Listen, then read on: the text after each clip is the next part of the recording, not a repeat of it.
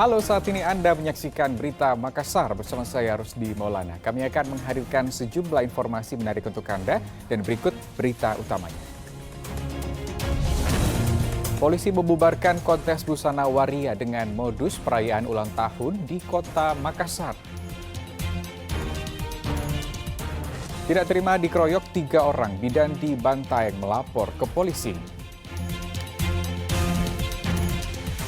Harga telur ayam beras di Makassar terus melonjak dalam 2 pekan terakhir.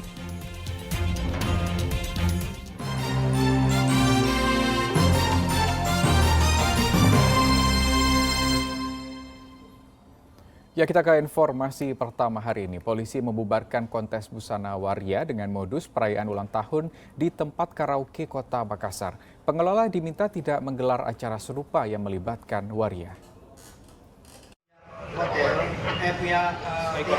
Puluhan waria kepergok menggelar kontes busana dengan modus perayaan ulang tahun di tempat karaoke Gunung Latimojong, Kota Makassar.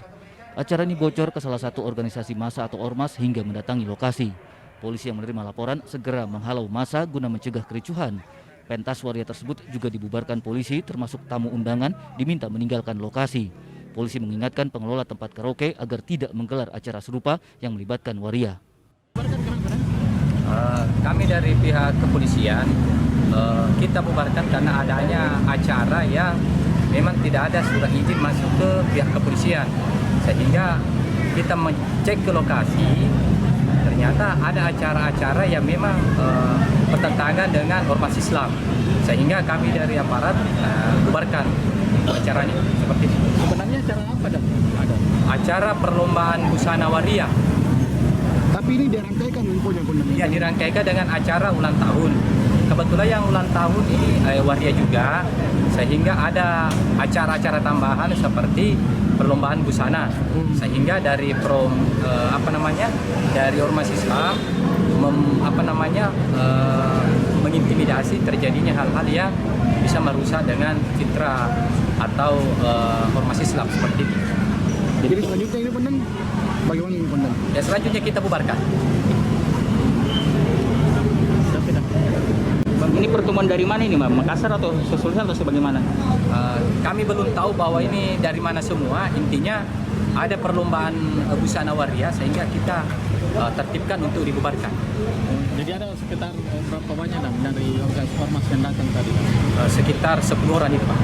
Polisi terus berjaga di lokasi agar pemilik acara maupun pengelola tidak mengumpulkan kembali tamu undangan, apalagi melanjutkan acara. Andi Muhammad Sardi melaporkan dari Kota Makassar. Seorang pemuda menjadi korban penyekapan dan penganiayaan dalam sebuah rumah di Kota Makassar. Pelaku masih memiliki hubungan keluarga dengan korban. Usai menerima laporan, polisi segera mendatangi sebuah rumah di Jalan Masjid Raya Kota Makassar. Saat masuk rumah, polisi menemukan seorang pria yang disekap dan dianiaya oleh pemilik rumah. Para pelaku masih memiliki hubungan keluarga dengan korban. Saat ditemukan, kondisi korban lemas tidak berdaya dengan sejumlah luka lebam pada wajah. Guna mendapatkan perawatan medis, pria berumur 25 tahun itu dibawa polisi ke rumah sakit terdekat. Polisi juga menangkap 7 orang yang diduga pelaku penyekapan sekaligus penganiayaan. Motif para pelaku diduga dipicu dendam dan emosi terkait masalah keluarga. Ada kasus penganiayaan berat terhadap salah satu korban, seorang korban atas nama inisial AR di salah satu tempat. Luka berat karena akibat penganiayaan ada gigi rontok atau tanggal. Untuk kronologinya seperti bagaimana, Konan? Dari kronologi yang kita dapatkan mungkin ada persoalan dalam keluarga sehingga diawali dengan di jalan itu ada korban diserempet oleh pelaku terjatuh dan selanjutnya korban dibawa ke rumah kediaman pelaku kemudian dilakukan penganiayaan. Untuk sementara ini yang sempat sudah diamankan kan?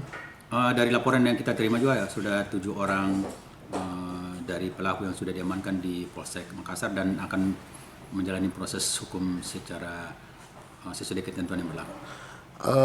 Berarti pada saat dia ditemukan ini kan dia sementara berada di rumah, anggota datang sementara berada di rumah pelaku itu ya? Iya, ya kita lakukan dapat di rumah pelaku di sekitar Jalan Masjid Raya. Kalau permasalahan sendiri kan boleh tahu kira-kira diduganya masalah apa? Dimungkinkan masalah keluarga. Hingga kini korban masih dirawat intensif di rumah sakit, sedangkan ketujuh pelaku masih menjalani pemeriksaan di Polsek Makassar.